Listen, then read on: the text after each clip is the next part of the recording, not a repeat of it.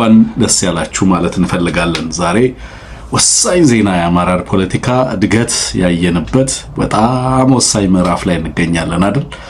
አማራውን ከጫፍ እስከ ጫፍ ያነጋገረ ብልጽግናን አንገት ያስደፋ የአማራ ፖለቲካን እድገት በትክክል ያሳየ በርግጥም እንጫወተዋለን ያለው አርበኛ ዘመነ በርግጥም አማራ ፖለቲካንና የፖለቲካን ዳንስ በሚገባ የለመደበት መልመዱንም ያሳየበት ብልህ አስተዋይና ጠንካራ የፖለቲካ ምዕራፍ ላይ መግባቱን የሚያሳይ ድንቅ ውሳኔ ከጎንደር ሰምተናል። አስገራሚ ነው። ሰምታችሁታል። አርበኛ ደረጀ በላይን አይደለም?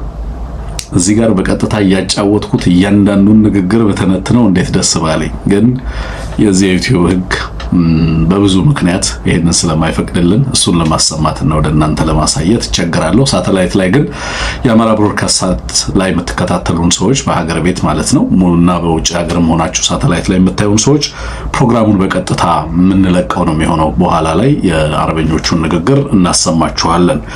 አማራ ይበተናል፣ አማራን እንከፍለዋለን፣ አፋብን ይከፈላል። ቢሊየን ነው የተመደበው።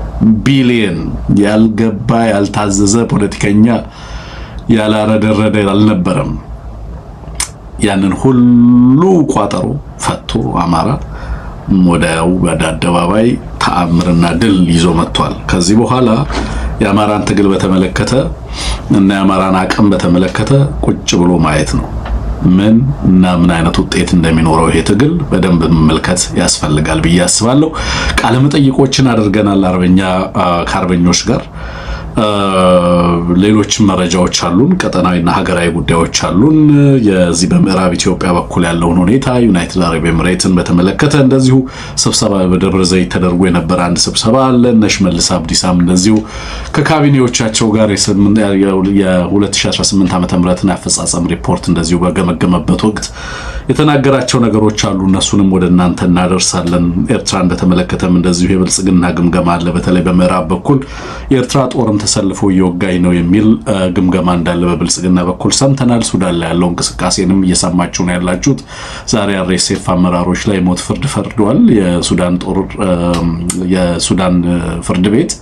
ከዛ ባሻገር ደግሞ የአውሮፓ ህብረት በተለይ ደግሞ በዩናይትድ አረብ ኤምሬት ላይ እና የዩናይትድ አረብ ኤምሬት ሀብቶች ላይ ማዕቀብ እንዲጣል ከፍተኛ ጫና የአውሮፓ መንግስታት ላይ እየመጣ እንዳለ የሚያሳዩ ነገሮችን ተመልክተናል። አፍሪካ ኮንፊደንሻል አሁን ማምሻውን ይዞት የወጣው አንድ መረጃ አለ ከዚህ ጋር ተያይዞ እሱንም ወደ እናንተ እናደርሳለን። እስከ ፍጻሜያችን ድረስ አብራችሁ እንድትቆዩ በአክብሮት ነው የምንጋብዘው።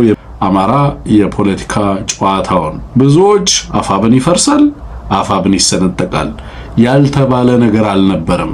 ያንን ሁሉ ብልጽግናን አንገት የሚያስደፋ ከባድ ታሪካዊ ውሳኔ ነው የተወሰነው። በደንብ እንተነትናለን። ይሄንን እኔና አንሙትነን ቆይታ የምናደርገው ከእናንተ ጋር። መልካም ቆይታ ይሆንላችሁ። የተወደዳችሁ ከየት እየተከታተላችሁን እንደሆነ ሀሳብ አስተያየቶቻችሁን ጻፉልን። ስልክ ቁጥራችን ሲደመር 1723093725 ነው። ዋትስአፕ ላይ በዛ ልታገኙ ትችላላችሁ። ካሻፕ እና ዜል ማድረግ ትችላላችሁ። ኤቢሲን ለማገዝ ሱፐር ስቲከር እና ስቲከር እየገዛችሁ ኤቢሲን እንኳን ወደዚህ አገልግሎት መጣችሁ ልትሉን ይገባል። ረጅም ጊዜ ነው ይሄን እንኳን አልተፈቀደልንም። በረጅም ጊዜ ያለዚህ ነው ስንሰራ የነበረው። አሁን ላይ የስቲከር ቢያንስ ስቲከሮችን እንድትገዙ የሚያስችል ፍቃዶችን ኦልሬዲ አግኝቷል ማለት ነው። ስለዚህ መግዛት ትችላላችሁ፣ መደገፍ ትችላላችሁ ተቋሙን ለማለት ነው። ትናንትና አንድ ፕሮግራም ሰርተን ነበረ።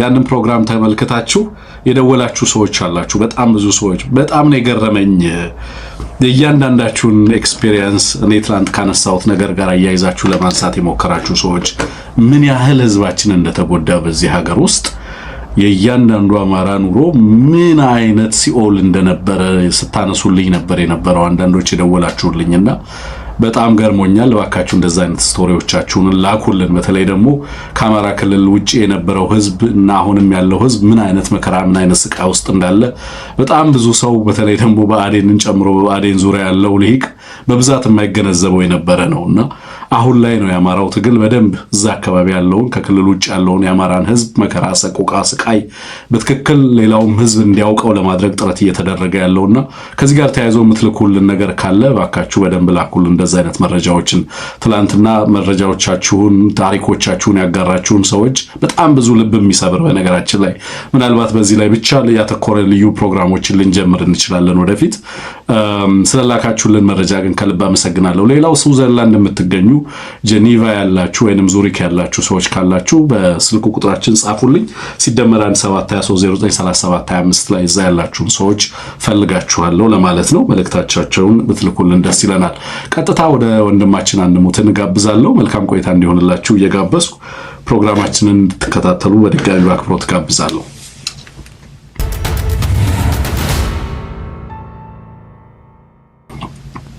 ወንድም አንሙት እንኳን ደህና መጣ። እንዴት ነበር ሳምንት? ደህና ነኝ። እንኳን ደህና ቆየህ። ትንግርቱ ተመልካቾች እንዴት ናችሁ? ዛሬ እንግዲህ ዩቲዩባችን ስቲከር መግዛት የሚቻልበት ሆኗል። ኦልሬዲ ብዙ ሰዎች እየገዙ ነው፣ ማመስገን እንፈልጋለን። ይህም ፕሮግራም በቀጥታ በአማራ ሳት ቴሌቪዥን በዩቲዩባችን በረምብል የምትከታተሉትን ሁላችሁንም ሰላም ለማለት ፈልጋለን። መልካም አንሙት እንኳን ደህና መጣ። እንኳን ደስ ያለ። ታላቅ ዜና ሰምተናል። ወደ ስቱዲዮ ከመግባታችን በፊት የአርበኛ ደረጀ ንግግር እየሰማን ነበር የነበረው። አርበኛ ደረጀ የላቀ ፖለቲከኛ የላቀ አርበኛ ሆኗል። ንግግሮቹ አንሙት በጣም የሚያስገርም ንግግር ነው የሚናገረው። ብዙ መስዋዕትነት የከፈለ ጀግናና አርበኛ ነው እና ለአማራው ሕያው የሆነ ምስክርነት ሰጥቷል። ቃሉን ነው የሰጠው። በቀጣይም የትግሉን ማርሽ ቀያሪ የሆነ ሁኔታ አንድነቱ ይዞ የሚመጣውን ተጽዕኖ በከፍተኛ ሁኔታ የገመገሙት እንደሆነ ተመልክቻለሁና አንድ ቃለ መጠይቅም አድርገናል ከአርበኛ ኮሎኔል አዛናው ጋር አንሙት ያደረግነው ቃለ መጠይቅም አለ። ምናልባት ቃለ መጠይቁን ሰምተን ፕሮግራማችንን እንጀምር ወይስ ሐሳብ አስተያየቶቻችንን አካፍለን ወደ ቃለ መጠይቁ እንለፍ? እንዴት ይሻላል? ቃለ መጠይቁ ቢቀድም ጠቃሚ ይመስለኛል። መልካም ቃለ መጠይቁን እንስማና ከዛ በኋላ ወደ ፕሮግራሞቻችን እንለፍ። ሰላም ጤና ይስጥልን አድማጭ ተመልካቾቻችን እንደምን አላችሁ? ከአማራ ብሮድካስት ሴንተር ኤቢሲ ቴሌቪዥን በቀጥታ ወደ ጎንደር ደውለናል።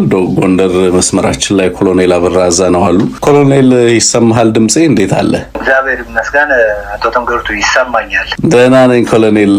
እንግዲህ እንኳን ደስ ያላችሁ። በጎንደር አንድነት ዙሪያ ትልቅ ደስታ ሆኗል። በብዙ ፈተናዎች ውስጥ ሆናችሁ ነው ይሄንን ማሳካት የቻላችሁት። አጠቃላይ ሂደቱ ምን ይመስል ነበር ኮሎኔል?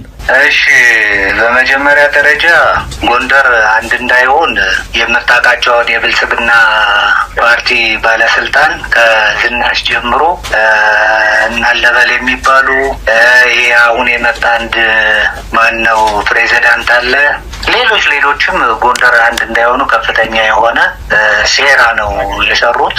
ይህ ምንድነው? አንደኛ ሰርጎ ገብ ሊገባኛ ማዕከል ላይ፣ በሁለተኛ ደረጃ በገንዘብ የመደለል ህንፃ ሁሉ እንሰጣለን እስከ ማለት ድረስ እና በጣም ብዙ ሚሊዮን ብር እሰጣለሁ ብሎ ሰርጎ ገቦችን እያስገባ፣ ሁለተኛ የተለያየ ቅስቀሳና ፕሮፓጋንዳውን ነው በእኛ ላይ ሲነዙ የኖሩት። በሶስተኛ ደረጃ በሰማይም በምድርም ከፍተኛ የሆነ ሰራዊት አሰማርቶ ጎንደር አንድ እንዳይሆን ትልቅ ጫና ነው ያደረገው። ያንን ሁሉ ግን የጎንደር የሁለቱ እዝ አመራሮች አንድም ሰው ሳይቀር በአንድ ላይ ቁጭ ብለን ምንድነው አንድ እንዳንሆን እስካሁን ድረስ የሆነበት ምክንያት ኦኬ ያጣነው ነገር ምንድነው፣ ያተረፍነው ነው ነገር ምንድነው የሚለውን ነገር ስናይ አብዛኛውን ያተረፍንበት ነገር የለም። ያው በዚህ ምክንያት ወደ 20 ቀን የሚሆን ግምገማዎችን አከናወንን። ከዛ በኋላ ሰው እንደ መሪ ወደ ሰፊ ሆኖ ነገሮችን በሚገባ ከሆድ ውስጥ እያወጣ መናገር ጀመርን። ተግባባን። ከተግባባን በኋላ ያው ምርጫ ማከናወን ነው። ምርጫችን አከናውነናል። ምርጫችን አሁን ሰሞኑን ማን ምን እንደሆነ ፖዚሽኑ የሚገለጽበት ሁኔታ ነው የሚፈጠረው። ስለዚህ አሁን ምንድነው በመጀመሪያ ደረጃ የፋኖን ሰራዊት በድለናል ነው አመራሩ። አንድ ባለማድረጋችን የተለያየ ነገር ተፈጥሯል። በእኛ መካከል ላይ የተወሰነ ግጭት ነበር እርስ በርስ። በሁለተኛ ደረጃ እንደፈለገ የሚሄድበት ሁኔታ አለ። አብዛኛው ግን በአንድ ላይ ተጠርንፎ ትዕዛዞችን የሚቀበል ትዕዛዞችን የሚፈጽም ነው። በዚህ ላይ ይሄን ሁሉ ማድረግ የለብንም የሚል ነገር አድርገን ስለዚህ አንድነቱ እንዲበስር ተደረገ። አመራሩ አጠቃላይ ሰራዊቱን ይቅርታ ጠየቀ። የኢትዮጵያን ሕዝብ ይቅርታ ጠይቋል። የጎንደርን ሕዝብ ይቅርታ ጠይቋል። በውጭ የሚገኘውን ዲያስፖራና ትውልደ ኢትዮጵያውያን እንዲሁም በዚህ ስራ ትልቅ ድጋፍ የሚያደርጉልን የሚዲያ ባለሙያቶችንም ይቅርታ ጠይቀን ለኢትዮጵያ ሕዝብ በትላንትናው ዕለት የምስራች አብስረናል የሚል ነው የኛ ሀሳባችን። ኮሎኔል እንደው ስለ ሰርጎ ገብነት ስለነበረው ጫና አጠቃላይ በብልጽግና ውስጥ ያሉ የመንግስት ባለስልጣናት ፋኖ ውስጥ እግራቸውን ለመስደድና በአንድም በሌላ መንገድ ጎንደር ላይ ያለው ኃይል እንዲበተን ለማድረግ ያልተሰራ ስራ የለም። እኔ ከምድር በታች እናንተን የገጠመ ፈተና በሌላ መንገድ ሊገለጽ ይችላል ብዬ አላስብም። እጅግ ፈታኝ ጊዜ እንዳለፋችሁ ነው የምገነዘበው። እንግዲህ ከዛ አልፎ አመራሮችን እስከ ማስመታት ድረስ ይካሄዳል። በጣም ከባድ ፈተና ነበር ያለፋችሁት ብዬ መውሰድ እችላለሁኝ። አጠቃላይ እንግዲህ በምን አይነት አቅም በምን አይነት ሁኔታ ነው ግን ይሄንን ሁሉም ዘርፈ ብዙ ጥቃት ለመመከት የቻላችሁት? ይህን ሁሉ መከላከል የቻልነው ይህን ሁሉ ነገር እንትን ያደረግን አንድ በአይነ ቁራኛ ነው። በቃ ሰራዊቱ አንድ የመሆን ፍላጎቱ 100% ነው። አመራሩም በፊት ሳሊያ የሚባል ሀገር ሄደናል። የአፄ ቴዎድሮስ የትውልድ ቦታ የዛሬ 9 ወር በዛን ሰዓት የሄደው አመራር እኔ ያለሁበት ጠቅላይ ግዛቱ ሁሉም አመራር ነው ሄደ። በላይ የተወሰነው ነበር ያልሄዱት። ያን በጫና ነው በተለያየ ምክንያት እንዳይሄድ ተደርጎ የነበረው አንድነት እንዲጨናገፍ ተደረገ። እዛ ውስጣችንም የሚያጨናግፉ አካላት ነበሩ። ያንን ነገር በቃ መስበር አለብን ተብሎ ንግግር ተጀመረ። አመራር ለአመራር ሰራዊቱ ራሱ በቃ አንድ መሆን አለባችሁ የሚል አቋም ያዘ። መጨረሻ ላይ የጠላትን የተለያየ እንቅስቃሴ በምን ሊመጣ ይችላል፣ በምን መጣ የሚለውን አጠናን። አንደኛ ሰርጎ ገብ ያስገባል ነው እንዳልነውም ሰርጎ ገቡ እንዴት እንከላከል የሚል ነገር በዚህም ተናገርን። በዚህም ትልቅ ውጤት ነው ያመጣን። በሁለተኛ ደረጃ በድሮ በአውሮፕላን በጀት በሱ 25 በሱ 27 በሱ 30 በሚግ በሄሊኮፕተር ይህን ነገር ጥቃት ሊያደርግ ይችላል። ስለዚህ ምን እናድርግ?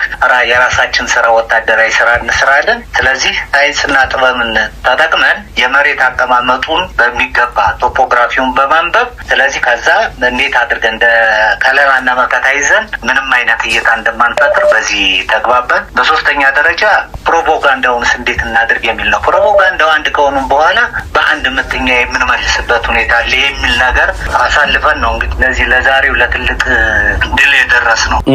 ትላንትና እንግዲህ እሱ ደብረ ማርቆስ ተገኝቶ በዚህ ባንድ በታንክ በምን ታጅቦ የአየር መንገድ የዚህ የኤርፖርት ምረቃ ላይ ፋኖ ሽፍታ ነው እያለ በተለያየ መንገድ እንግዲህ ፋኖ የሚለውንም ቃል ለማጣጣል ከፍተኛ ጥረት ሲያደርግ ነበር የነበረው። እናንተ ይውሉ እንግዲህ በደቂቃዎች ውስጥ ነው ከዛ ያንን ንግግር ካደረገ በሰዓታት ውስጥ ነው አንድነታችሁን ያበሰራችሁትና በቀጥታ ታሪካዊ ነበር የሰጣችሁትን ምላሽ ብዬ መውሰድ ይችላለሁ። በእውነቱ አጠቃላይ ግን የአንድነቱ ስሜት የፈጠረባችሁ በእናንተም በሰራዊቱ መካከል በህዝቡም ዘንድ የፈጠረው ስሜት እንዴት ትገልጸዋለህ ኮሎኔል?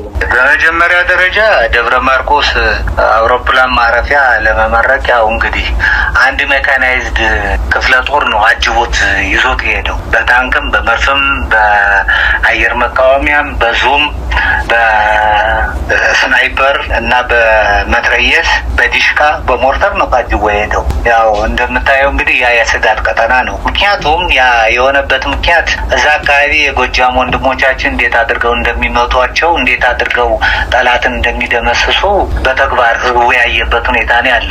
ህዝቡም ወገናዊነቱ ማን ጋ ነው ሲባል ፋኖ ጋ ነው። ስለዚህ አሁን እዛ ሆኖ ተሸነፍኩ ማለት ማድረግ ስለሌለበት ያው ዲተር የማድረግ ነው። ነገር ግን አንድ መሪ የሚናገረውን ነገር ዲፕሎማት የሆነ ቃላት ነው መናገር የሚገባው። አብይ አህመድ ይሄን ያደርጋል ወይ ነው? አብይ አህመድ የሚያስባትን ነገር ነው የተናገረ። አብይ አህመድ እኮ የኢትዮጵያን ሕዝብ የሚሳደብ ነው። አብይ አህመድ እኮ የመረጠውን ሕዝብ የአማራን ሕዝብ ብሎም የኢትዮጵያን ሕዝብ የሚጨፈጭፍ ነው። አምባገነን ነው። በሁለተኛ ደረጃ ጄኖሳይደር ነው። ስለዚህ ለፍርድ መቅረብ የሚገባው ይሄ ዝም ብሎ አሁን ያለ ነው። አሁን ትልቁ ነገር የምነግርህ ጎንደር አንድ እንዳይሆን የፈለገበት ትልቁ ነገር ጎንደር አንድ ከሆነ ውጊያው ያልቃል። የሰራዊቱ ስነ ልቦና በጣም የሚታወቅ ነው። አሁን እየከዳና ወደኛ እየመጣ ያለ እየጠፋ ያለ የፖሊስና የሚሊሻ አባል ከቁጥር በላይ ነው። አሁን ጎንደር አንድ ሆኗል። አሁን ቅርብ ጊዜ ትሰማለህ ምን ያክል የካቢኔ አባል ሁሉ እኛ ጋር ፈልሶ የሚመጣበትን ሁኔታ ቅርብ ጊዜ የምታይበት ሁኔታ ይሆናል። ጎንደር አንድ በመሆኑ አሁን ትልቁ ነገር ጎንደር የስበት ማዕከል ነው። የስበት ማዕከል ማለት ትልቅ ኃይል ያለ ነው። ጎንደር ትልቅ ሀገር ነው። ጎንደር የፖለቲካ ማዕከል ነው። ጎንደር የዲፕሎማሲ ማዕከል ነው። ጎንደር የሶሻል መገኛ ቦታ ነው። ጎንደር ስልጣን ለመስጣትም ስልጣን ለመጣልም ከፍተኛ አቅም ያለው ህዝብ ህብረተሰብ ያለበት ነው። ስለዚህ ጎንደር አንድ ከሆነ እንደሚፈርስ በቃ በቅርብ ጊዜ የግብዓተ መሬቱ እንደሚፋጠን ስለሚያውቅ ነው ሁሉ ነገር ሲያደርግ የነበር። ስለዚህ ሽፍታ እኛ ሽፍታ አይደለንም። አብይ አህመድ እንግዲህ እጅ ብልጫ እየተባለ ነው ሌተና ኮሎኔል የደረሰ። እዚህ ያለው አብዛኛው ፋኖ ጋር ያለ አመራር አብዛኛው ግን በትክክል ካዴት ኮርስ ወስዶ በእውቀት ውጭ ሀገር ተምሮ ምን ብሎ የመጣ ሲመራ የኖረ ምንድን ነው። አብይ አህመድ ምን መገናኛ ተራ መገናኛ አስተርጓሚ የነበር እኮ ነው። ሚስጥር የሚጠብቅ ሚስጥር የሚያስተላልፍ ለበላይ አመራሩ እንዲህ ነገር አለ እንዲህ ያለ እንትን የሚል ነው። ስለዚህ የሽፍታንም እንትንም አያውቅም፣ ኮንቬንሽናል ውጊያም አያውቅም። በጣም የሚገርምህ አዋሽ አርባ የዛሬ በ2015 ዓመተ ምህረት የኮምባይን አርሚ የጥምር ጦር ውጊያ ማንም አያውቅም ነበር። እባካቸው ይሰራና ልይ ብሎ እዛ ተሰርቶ የነበሩ በደርግ የነበሩ የቀድሞ ሰራዊት ጄኔራልና ኮሎኔሎች አዘጋጅተው እንዴት ሆኖ እግረኛውና ሜካናይዝ እግረኛውና መሐንዲሱ እግረኛውና መረጃው እንዴት ሆኖ ኮምባይን አርሚ የጥምር ጦር ያደርጉ ዛይቶ ነው ለካ እንደዚህ ነው እንትን ያለ። ስለዚህ ኮሎኔሉን ያንን የማያውቅ ነበር በመሆኑ የሚናገረውን ነገር ስለማያውቅ እኔ በጣም ነው የማዝነው። በሁለተኛ ደረጃ ምን አለ መሰለህ ምንድነው ሁሌ ሲናገር ምንድነው እውነት አውርቶ ያውቃል? እውነት የሚባል ነገር የለውም። ያው ዲክተራንስ ለማድረግ የፈጠረው የሐሰት ትንግርት በመሆኑ ለእኛ ምንም ነገር የለም። አሁን ቅርብ ጊዜ ፋኖ ናችሁ ብሎ እጅ እንዲሰጥ እናደርገዋለን። በአፉ እንዲናገር በኃይል በጉልበታችን ይሄን ነገር ደግሞ እናራግጣለን። ኮሎኔል እንግዲህ በተዘዋዋሪም ስትነካካው ነበረ አንድነቱ ያመጣል እያልክ ያለውን ተጽዕኖ ምን ማለት ነው? ለአፋብን የእናንተ አንድነት ማለት ምን ማለት ነው? ለአማራ የእናንተ አንድነት ማለት ምን ማለት ነው? በዚህ ትግል ውስጥ የጎንደር አንድነት ማለት በቀጣይ ምን እንጠብቅ? ምንድን ነው ለህዝባችን የምታስተላልፉት መልእክት? ለህዝባችን የምናስተላልፈውማ በቃ ጎንደር አንድ ሆኗል። ጎንደር አንድ ከሆነ ብልጽግና ገደል ገባ ነው የምልህ። ስለዚህ በቅርብ ጊዜ ውስጥ ትልልቅ ድሎችን ትሰማለህ። ትልልቅ ቦታዎችን ስንቆጣጠር የምትሰሙት ነገር ነው። ለካ እንዲህ ነው። በውጊያ አንድ ወደ ኋላ የሚል የለም። አመራሩ ከተመሪ ጀምሮ እኔ 34 ዓመት አገልግያለሁ በውትድርና። እንዲህ አይነት ተዋጊ፣ እንዲህ አይነት ጦር፣ እንዲህ አይነት ፋኖ እኔ አይቻል አቅም ወደፊት ማላይም የሚል ነው የምነግርህ። ስለዚህ ለጥሩ ነገር ጠብቁን። እንኳን አንድ ሆነን እንኳን የጥቁሩ መጋረጃ ቀደም ጣልን። አሁን በጥሩ ሁኔታ ላይ እንገኛለን። ወደፊትም በጣም አንጸባራቂ ድልቀኛ ጠብቁ ነው። በጣም እናመሰግናለን ኮሎኔል አበራ አዛና። አፋብን የበላይ እዝ አመራሮች ውስጥ አንዱ ነህ። እጅግ በጣም ደስ ብሎናል። በድጋሚ እንኳን ደስ ያለህ። አንተም ለጎንደር ህዝብ፣ ለመላ አማራ ህዝብ፣ ለአፋብን አመራሮች በሙሉ እንኳን ደስ ያላችሁ። በቀጣይ እንግዲህ የአማራ ትግል የሆነ ቦታ ከፍታ ላይ ደርሶ እንደምናይ ምንም ጥርጥር የለንም በእኛ በኩል። ለነበረን ቆይታ ከልብ አመሰግናለሁ። ሌሎች ጉዳዮች ሲኖሩን ወደ እናንተና ወደ አመራሩን ደውላለን። ለሰጠህን ማብራሪያ ከልብ ነው የምናመሰግነው። አንሙት ኮሎኔል አበራ አዛና ላይ የምንመለከተው እርግጠኛነት በአርበኛ ደረጃ በላይም ሲገለጽ ሰምቼዋለሁ እና ከዚህ በኋላ የብልጽግና ካድሬ የሚባል አይኖርም። የታችኛውም የበላይኛው የመካከለኛውም አመራር በቀጥታ ፈርሶ እንደሚቀላቀለን አንጠራጠርም። በቅርብ ጊዜ ጎንደርን ነፃ እናደርጋለን ነው የሚለው ከብልጽግና ቁጥጥር ውጪ።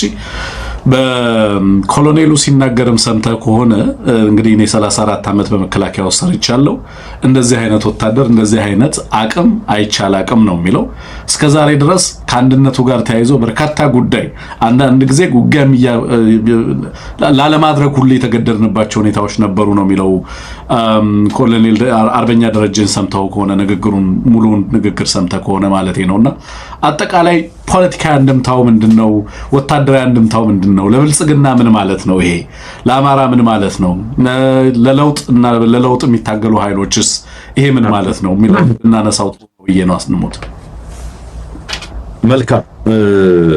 እንግዲህ ለአንዳንድ ሰው ምናልባት ግር የሚል ነገር ካለው ትንግርቱ ፋኖ አንድ ሆኖ አፋብን ተመስርቶ የለም ወይ? ስለምን ሌላ አይነት አንድነት ነው የምታወሩልን የሚል ሰው ግር የሚለው ካለ ይሄኛው ምንድነው እንግዲህ መሰረታዊ ችግሮች ቅድም ሲጠቋሙ የነበሩ በኮሎኔል በኩል ለምሳሌ ጋራ ስምሪት ለመስጠት መቸገር፣ የእዝ አመራር ለመመደብ መቸገር፣ በተለያየ ምክንያት ኮንሶሊዴትድ ያልሆነ የአመራሩም የሰራዊቱም ውህደት በሚጠበቀው ደረጃ ምንም እንኳን የጋራ ድርጅት አፋብን ቢመሰረትም የጎንደር ጠቅላይ ግዛት በላይ እዝ ተብሎ ቢመሰረትም በአመራሩና በሰራዊቱ መካከል ያለው ውህደት የጋራ ውሳኔ ሰጭነት እና አንድነት ቀዳዳዎች የነበሩት ስለነበረ ክፍተቶች የነበሩት ስለነበረ ነው። ስለዚህ ለ20 ቀናት ያክል ግምገማ አደረግን ያለው እንግዲህ በዚያ ግምገማ ተስፋ አደርጋለሁ በጣም በርከት ያሉ ችግሮችን አንስተዋል ብዬ ነው የምገምተው። የነዛ ልዩነቶች እንግዲህ እንደምንገምተው የበርከት ያሉ የፍላጎት ቡድኖች እጃቸውን የሚያስገቡበት ትግል ነው። ይሄ ትግል እንደምታውቀው ትንግርቱና ከዚያ አኳያ የፍላጎት ቡድኖች ጣልቃ ገብነት ብዙ ችግሮችን ፈጥሯል። ተዋህደናል፣ አንድ ላይ ቆመናል ስትል አንጃ ለመፍጠር አፈንጋጭ ለመፍጠር የልዩነት ሐሳብ ይዞ እንዲመጣ ለማድረግ እርስ በርስ መጠራጠር እንዲመጣ ለማድረግ በጣም በርከት ያሉ ጉዳዮች ይደረጋሉ። በተለይ እነዚህ የፍላጎት ቡድኖች ጣልቃ ገብነት ሲኖር ስለዚህ አይ ቲንክ ይሄ የ20 ቀናት ግምገማ እነዚህን የመሰሉ ነገሮችን በጥልቀት ተመልክቷል ብዬ ገምታለሁ። ሰርጎ ገብነት አለ ብሏል። ምክንያቱም የችግሩ ምንጭ ከውስጥም ነው ከውጭም ነው። ከውጭ ስንል ካገዛዙም ነው ከዳር ተመልካቾችም ነው። ደስ አይበልህ ያላቸው አርበኛ ደረጀ ማለት ነው። ደስ አይበላችሁ ያላቸው እነሱ ሁሉ የፍላጎት ቡድኖች ማለት ነው። ስለዚህ ያ ሁሉ ተደምሮ ስትመለከተው አንዳንድ ጊዜ የሊደርሺፑን የአመራሩን አንድነት፣ የሰራዊት ውህደት፣ እርስ በርስ የመተማመን ጉዳይ ይህንን የመሰለውን ነገር በአንድ ወይ በሌላ መንገድ ተጽዕኖ ያሳድርበታል። ስለዚህ የሆነው ምንድነው የጎንደር ጠቅላይ ግዛት በላይ እዝ ነበረ አለ አዲስ የተፈጠረ ድርጅት ወይም ሌላ ነገር አይደለም። የሆነው ምንድነው በውስጥ የነበሩ ተናቦ ለመስራት በተዋረድ ለመስራት ሆሪዞንታሊ ቨርቲካሊ በአመራሩና በሌላውም አካል በሰራዊቱና በሌሎችም በኩል ያለውን ግንኙነት በመተማመን ላይ የተመሰረተና አንድነት ያለው ተናቦ የሚሰራ የጋራ ውሳኔ የሚወስን መሆን የሚችልበትን ሁኔታ የፈጠረ ነው። እንግዲህ ይሄ በነገር ላይ በጣም ስኬታማ ሆኖ ሸዋ ላይ ለረጅም ጊዜ የነበረውን ችግር ቀርፎ ምን ያህል አሁን አመራሩ ሲዋሃድ ሰራዊቱ ሲዋሃድ በምን አይነት ሁኔታ ላይ እንዳለ የምትመለከተው ነው። ስለዚህ አሁን ኦሬዲ አመራርም ተመርጧል ነው የሚለው የእዝ ስራ አስፈጻሚ ማለት ነው። እሱን እንኳን ለማድረግ በተለይ ጎጃም ላይና ጎንደር ላይ የነበረውን ሁኔታ የምናውቀው ነው። ሁለቱ እዞች እስከዛሬ ድረስ ያልተጠናቀቁበት ሂደት ነበረ። ስለዚህ እሱን ሁሉም ያጠናቀቁበት ነው ማለት ነው። ይሄ ማለት ምንድነው? ከዚህ በኋላ የእዙ ስራ አስፈጻሚዎች ሁሉም ያመነባቸው ሁሉም አመራር ያጸደቃቸው እንደሚሆኑ ይታመናል ማለት ነው። ስለዚህ ይሄ ፖለቲካሊ ብዙ ነገር ማለት ነው፣ ሚሊታሪሊም ብዙ ነገር ማለት ነው። አንድ ለብዙ ትርጉም ሊያጋልጥ የሚችል አንድ መግለጫ ተመልክቻለሁ። ምናልባት እሱን በድርጅቱ በኩል ኦፊሻሊ እስካሁን የተመለከትኩት ነገር ስለሌለ እሱ ላይ ሐሳብ ለመስጠት አልችልም። ዞሮ ግን በአጠቃላይ ምን ማለት ነው ይሄ አዲሱ የሥራ አስፈጻሚ ምደባ እና ከሱ ጋር ተያይዞ የሚወጣው መግለጫ አይ ቲንክ የበለጠ ሁኔታውን አጠቃላይ ሂደቱን እንድንገነዘብ የሚያግዘን ይመስለኛል። ፖለቲካሊ የተበተነ አማራ እንዲኖር እንግዲህ ለረጅም ጊዜ ተሰርቷል። ለረጅም ጊዜ ተሰርቷል ሲባል አገዛዙ ያላደረገው ነገር የለም። ቅድም እንዳልኩት የፍላጎት ቡድኖች ያላደረጉት ነገር የለም። አብይ አህመድ አሁን ወደ ዞን ደሞ ወረደ። ምስራቅ ጎጃምና ምዕራብ ጎጃም ማለት ጀምሯል። ደሞ መሰለታ ደብረ ማርቆስ ያወራ እንደነበረው አማራን በፕሮቪንስ ለመከፋፈል ይሄዳል። ደሞ መጣና ለምስራቅ ጎጃም ለምዕራብ ጎጃም የሚጠቅም ለምስራቅ ጎጃም የሚጎዳ እንደዚህ አይነት አጀንዳ ማንሳት እሺ፣ በዛ ደረጃ የተለያዩ አካላት እሱን የሚቃወሙ አካላት መሰባሰብ አንድ ላይ መቆም የት ድረስ ሰቀቀን እንደሆነበት መረዳት ትችላለህ። ላገዛዙ አሁን ሰቀቀን ማለት በአንድ ላይ መሰለፍ ነው። ለዚያ ነው አፄ ዮሐንስ እያነሳ ከነሱ ጋር ተተባበሩ ነው እንደዚያ የጨፈጨፋችሁ ሊል የፈለገው ማለት ነው እንጂ የዚህ አካባቢ ማህበረሰብ ያደረገው ትግል ወይም የጸረ አገዛዝ ትግል በዚያ ከዮሐንስ ጋር ባደረገው ሊጠቀስ የሚችል አይደለም። ለምን ኃይለ ሥላሴን በመታገሉ ለምን ደርግን በመታገሉ አምባገነኖችን በተለያየ ጊዜ ለመታገል ያደረገውን ጥረት እኮ መጥቀስ ይችል ነበር። ዮሐንስ ጋር ሄዶ የዚህ አካባቢ ህዝብ ትግል ከዮሐንስ ጋር አያይዞ ማንሳት የፈለገበት ምክንያትም ይሄ ነው። ስለዚህ አሁን በጣም በርካታ እጆች ይገቡበት የነበረው የበላይ እዝ ሰራዊት ኮንሶሊዴትድ በሆነ በጣም በተረጋጋና አንድ ላይ በሆነ አመራር ይሄንን የመበተን ሴራ ያከሽፈዋል ብዬ አስባለሁ። በጣም በርካታ እጆች ስለሚገቡ እነዚያ በርካታ እጆች ተቆርጠው እንዲወጡ ከዚህ በኋላ አመራሩ ይሰራል ብዬ ተስፋ አደርጋለሁ። ምክንያቱም የተለያየ ፍላጎት ቡድን የተለያየ ፋኖ አመራር የተለያየ ፋኖ ቡድን ሲሰበስብ ሲሰብክ ምን ሲያደርግ ነው የሚውለው? ሶስቱም ሁሉ ይከላከላል ብዬ አስባለሁ። በአንድ በኩል ያገዛዙን ዘመቻ ያከሽፋል፣ በሌላ በኩል ውጫዊ ጣልቃ ገብነቶችን ያስወግዳል። በመቀጠል በተለይ ሶሊድ ሆኖ በአፋብን ትግል ውስጥ ትልቅ አስተዋጽኦ ያደርጋል ብዬ ነው የማስበው። ይሄ እንግዲህ ወታደራዊ ትርጉሙ በዚያው ልክ ልትመለከተው ትችላለህ። እስከዛሬ የጋራ ዘመቻ ለማድረግ የጋራ ግንባር ለመፍጠር በተዋረድ ከላይ በሚመነጭ ከእዝ በሚመነጭ በየአካባቢው እንዲህ አይነት እርምጃዎች ለማድረግ ይቸገር የነበረውን አመራር አሁን ተናቦ በአንድ ላይ ሰራዊቱም በአንድ ልብ በመተማመን ዘመቻዎችን ለማድረግ ውጊያዎችን ለማከናወን ይችላል ብዬ ነው የማስበው። ይሄ በተለይ በልዩነት ቅራኔን በማስፋት ቆየት ያለ ነው እንደምታውቀው በአመራሮችን እርስ በርስ ከመግደል ጋር እዛ ውስጥ ባለ ቅራኔ በጣም ብዙ ነገር ነው ይሰራ የነበረው። ሶስቱም ሁሉ ያስወግዳል ብዬ ተስፋ አደርጋለሁ። ጠንከር ያለ ንግግር ነው ሲናገሩ የነበረው። በተለይ ደረጀን እየሰማሁት ነው የነበረው። በጣም ጠንካራ ንግግር ነው ሲናገር የነበረው።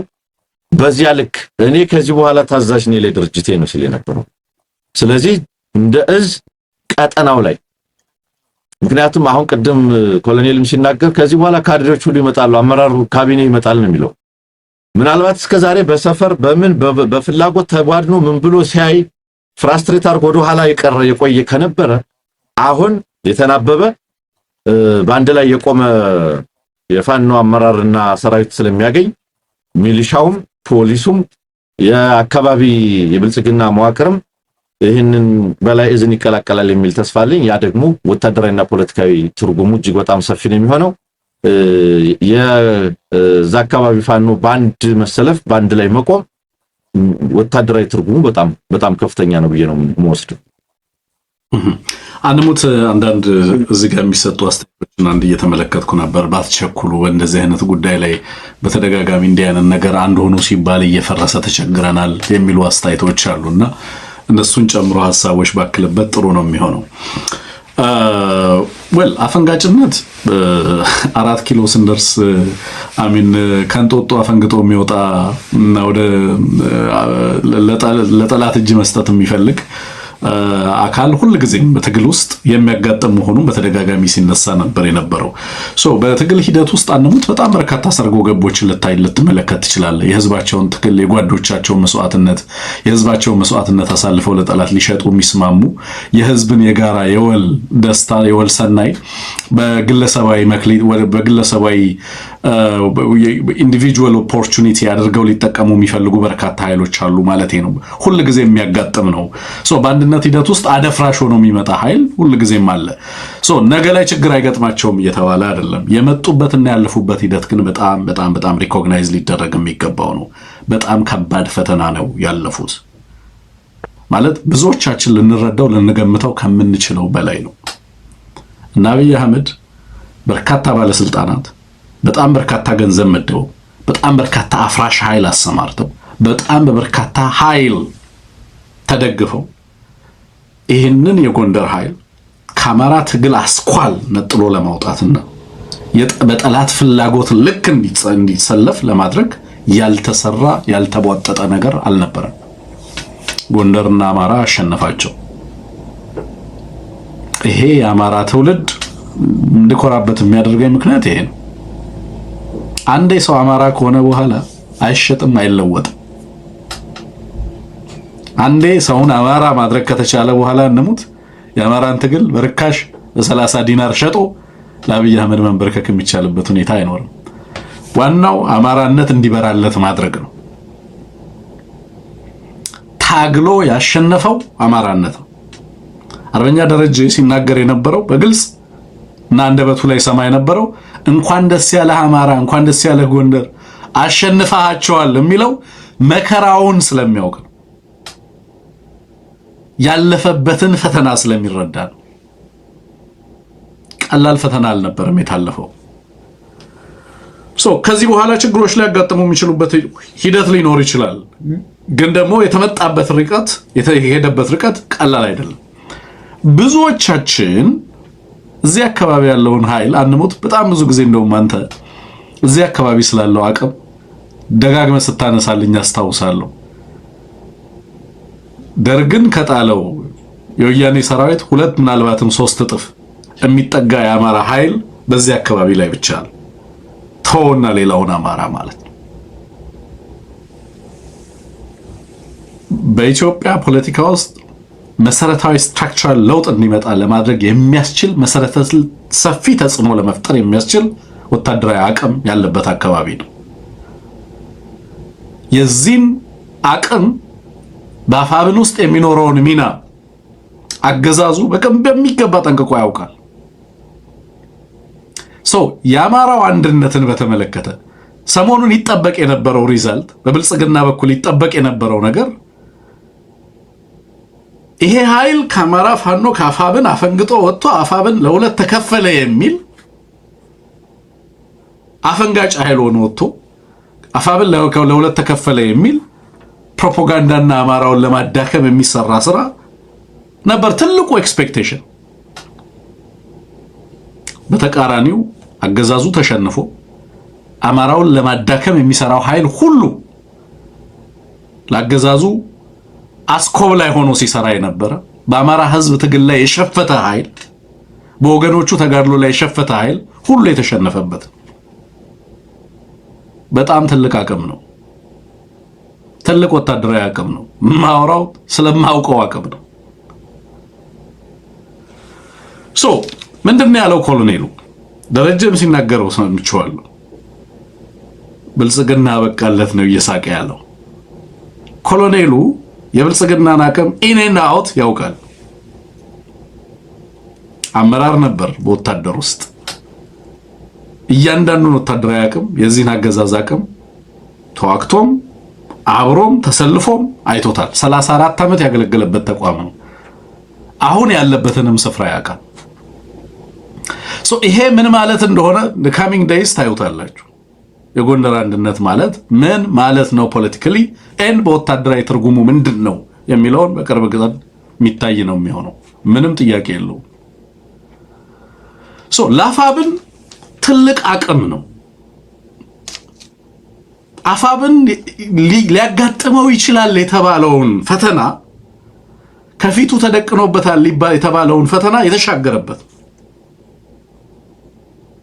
አንዳንድ ልዩ ለምሳሌ አብሮ መስራትን በተመለከተ በጣም ሲግኒፊካንት ዲፈረንስ እንዳለ በአፋብን አመራርና አሁን በወጣው መግለጫ ላይ ሊያቀርቡ የሚሞክሩ ሰዎች አሉ። በእኔ እምነት እንደዛ አልተመለከትኩም።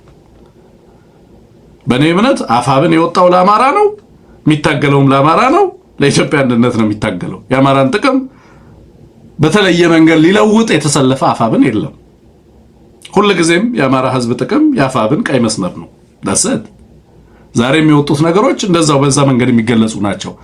አጠቃቀም ላይ ፖለቲካሊ ትክክል ናቸው አይደሉም የሚሉ ድርጅታዊ ውሳኔ የሚፈልጉ ጉዳዮች አሉ። እሱ የድርጅት አሰራር ጉዳይ ነው።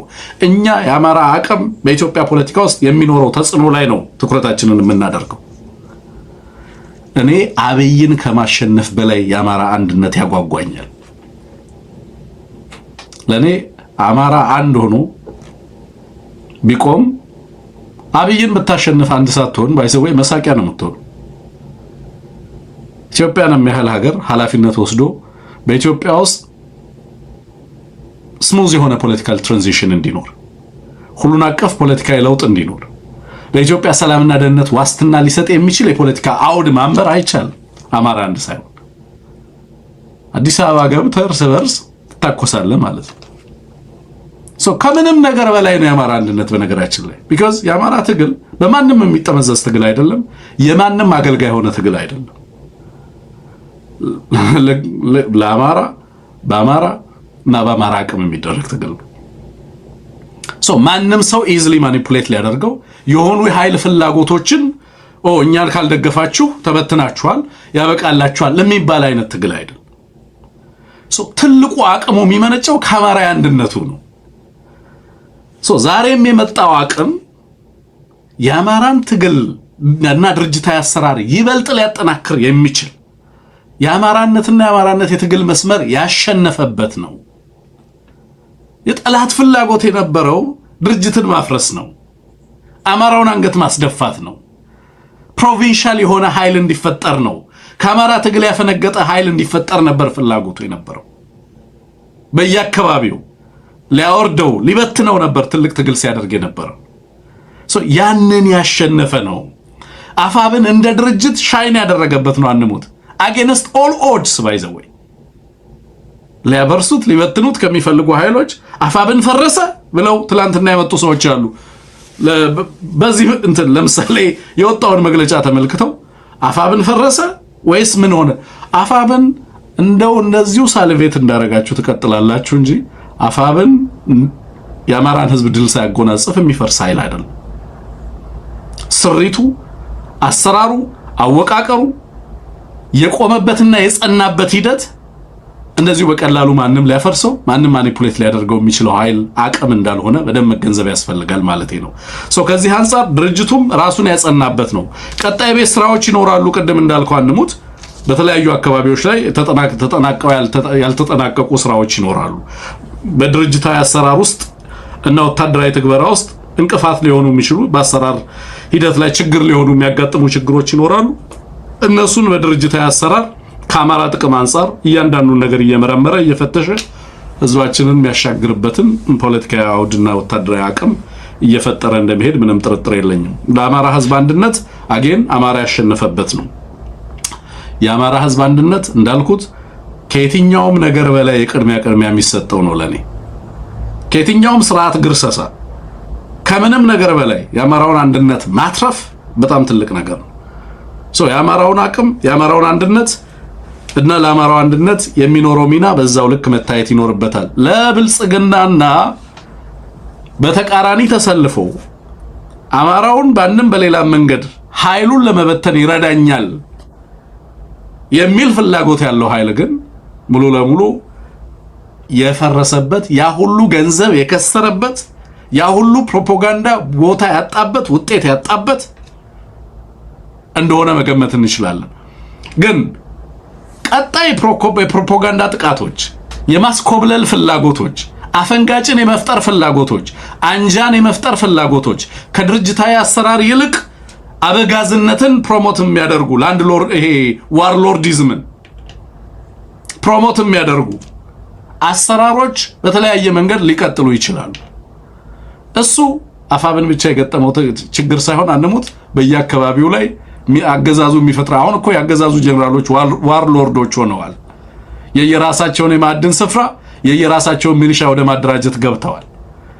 እያንዳንዱ የትግል የሚያደርግ ድርጅት ሊያጋጥመው የሚችለው ፈተና ድርጅታዊ ዲሲፕሊን እስካላልክ ድረስ እስካላሰፈንክ ድረስ ወታደራዊ ዲሲፕሊን ተቋማዊ አሰራርን ስር ድረስ ካልዘረጋ ሁሉ ጊዜም አፈንጋጭነትና ዋርሎርዲዝም ወይንም ደግሞ እንደዚህ አይነት አንጃዊነቶች በተለያየ መንገድ በተለያዩ የፍላጎት ኃይሎች ሊመጡ የሚችሉበት ሁኔታ ሊኖር ይችላል። ጥቅማችንን አጣን የሚሉ ከዚህ በፊት ሚዲያ ላይ እንቀርብ ነበር፣ ከዚህ በፊት ይሄንን እናገኝ ነበር፣ አሁን ይሄን እናገኝም የሚሉ ወደ ድርጅት ጥላ ስር ሲሰባሰብ ብዙ ነገር የሚያጣው ኃይል በተለያየ ፍላጎት ሊሸነፍ የሚችልበት ሁኔታ ይኖራል። እሱን በነቃ አመራር በየጊዜው ጠንካራ ግምገማ እና ድርጅታዊ አቅም በመፍጠር እነዛን ችግሮች እየታገሉ መሄድ ይቻላል የሚለውን ነገር በደንብ ማስቀመጥ ይቻላል። አንሙት። ስለዚህ ገና ለገና ችግሮች ያጋጥማሉ ተብሎ ዛሬ ላይ መጡ ስኬቶችን በተለያየ መንገድ ማቅረብ ተገቢ ነው ብዬ አላምንም። ችግሮች ነገ ላይ ሊያጋጥሙ ይችላሉ። እዚህ ላይ የተሰጡ አስተያየቶችን ማለት ነው አንሙት አስተያየቶች ሲሰጡ ስለተመለከትኩኝ ነው። እንደዛ አይነት ችግሮች ገና ለገና ያጋጥማሉ ተብሎ የተመጣበትን እና የታለፈውን ሂደት በትክክል ሪኮግናይዝ ሳያደርጉ ማለፍ ተገቢ አይደለም ብዬ ስላሰብኩኝ ነው። ችግር የትኛውም ጊዜ ላይ ያጋጥማል፣ ይታለፋል። ችግርን የሚፈጥረው ጭንቅላት ነው፣ ችግርን የሚፈታው ጭንቅላት ነው። ችግር መፍትሄ ይዞ ይመጣል። እያንዳንዱ ማሰብ የሚችል ኃይል ለሚያጋጥሙ ችግሮች አስቀድሞ መፍትሄዎችን እያበጀ የሚሄድበትን ሂደት መፍጠር ዋናው ተገቢነቱ እሱ ላይ ነው። ቤትም በኩል አማራን አሸናፊ ማድረግ በየትኛውም በኩል በአማራ ሕዝብ ላይ የተጋረጠውን የህልውና አደጋ መቀልበስ የሚቻልበትን ፖለቲካዊ ምህዳር በኢትዮጵያ ማንበር ነው። በዚህ ውስጥ የአማራው አንድነት በምንም አይነት መንገድ ተኪ የሌለው መሆኑን መገንዘብ ያስፈልጋል የሚለው ላይ ትኩረት ሰጥቶ መስራት ተገቢ ነው። አንሙት። ይሄንን ላንሳ ብዬ ነው። ወደ ቀጣዩ ጉዳያችን ማለፍ እንችላለን። አንሙት ነው ወይስ እዚህ ላይ የምትጨምረው ነገር አለ? አይ ከሚሉ ችግሮች ጋር ተያይዞ አይ ቲንክ ጥሩ አንስታል። ያው እንዳልከው ነው የሚያጋጥም ችግር ይኖራል። እስከዛሬም ብዙ ችግር አጋጥሟል። በሂደት እየታረመ ይሄዳል። ወደፊትም ያጋጥም ነገር ይኖራል። መቼም ከችግር ነፃ ሆኖ ትግል አይባልምና እናነሳዋለን። ወደ ቀጣይ ርዕሳችን ብንሄድ ከሰዓት ማቅረያ አንሙት ትንሽ ሐሳብ ብትሰጥበት ደስ የሚለኝ ነገር የሆነው ወደ ሌላኛው ፕሮግራማችን ከማለፋችን በፊት እንደው ትንሽ ሐሳብ በተለይ ደግሞ ሁለቱም አመራሮች በንግግራቸው ውስጥ ያነሱት ነገር አለ። የካድሬው የታችኛውም የመካከለኛውም ደረጃ ካድሬ በእኛ አንድነት ምክንያት ከዚህ በኋላ ወደኛ መፍለስ ይጀምራል ነው ያሉት። እርግጠኞች ናቸው። ያገዛዙ መዋቅር ከዚህ በኋላ አይቀጥልም፣ ይፈርሳል። በአንድነታችን ማግስት ይሄ መዋቅር አይቀጥልም ነው ያሉት። አሁንም የሚሊሻና የፖሊስ አባላት ቁጥራቸው ልነግርህ በማልችለው ደረጃ እየፈለሱ ነው የሚሉት። በከፍተኛ ደረጃ ወደኛ እየመጡ ነው የሚሉት። እና ይሄ ነገር ምን ማለት ነው? ብልጽግና ምርጫ ባደረገ በማግስቱ መዋቅሩ ሊፈርስ የሚችልበት ሁኔታ እንዳለ ነው አመራሮቹ እየተናገሩ ያሉትና የአማራው አንድነት በየአካባቢው የሚሰሩ ፖለቲካዊና ወታደራዊ ጥምረቶች በካድሬው ላይና በብልጽግና መዋቅር ላይ ያለውን ተጽዕኖ በተመለከተ እንደው ትንሽ ሐሳብ ብታክልበት ብዬ ነው። ልክ ነው። ይሄ እኮ በነገርህ ላይ ያኔ አፋብን ሲመሰረት አጋጣሚ ሆኖ በተቀራራቢ ወቅት ነው የምህረት አዋጅ የታወጀው ለሚሊሻና ፖሊስ ማለት ነው፣ አድማ ብተና ማለት ነውና ያን ጊዜም እንደምናስታውሰው በጣም ከፍተኛ መጠን ያለው አድማ ብተና ነው ሲገባ የነበረው፣ መከላከያ ነው ሲገባ የነበረው። እንግዲህ ብዙዎች ፈራተባ የሚሉት ለምንድን ነው? በተለይ ቀደም ሲል ጀምሮ ፈራተባ የሚሉት ይሄ ነገር አይዘልቅም፣ አንድ መሆን የሚችሉ አይመስለኝም፣ እነዚህ ኃይሎች እርስ በርስ ተፋጅተው ሊያልቁ ነው፣ በምን ኮንፊደንስ በምን መተማመን ወደ እነሱ ሄዳለሁ የሚለው ነገር የብዙዎቹ ስጋት ሆኖ የቆየ ነው። እንደምታውቀው ኢሪቨርሰብል የማይቀለበስ ወደ ኋላ የማይመለስ መሆኑን እርግጠኛ የሆኑ ቀን ጀነራሎችም ይገባሉ፣ የብልጽግና ጀነራሎችም ይገባሉ፣ ምንም ጥያቄ የለውም። ከዛ በፊት አየህ ወጥ የሆነ ድርጅት ይፈጠራል ወይስ አይፈጠርም? ወይስ እርስ በርስ ተዋግተው ነው የሚያልቁት?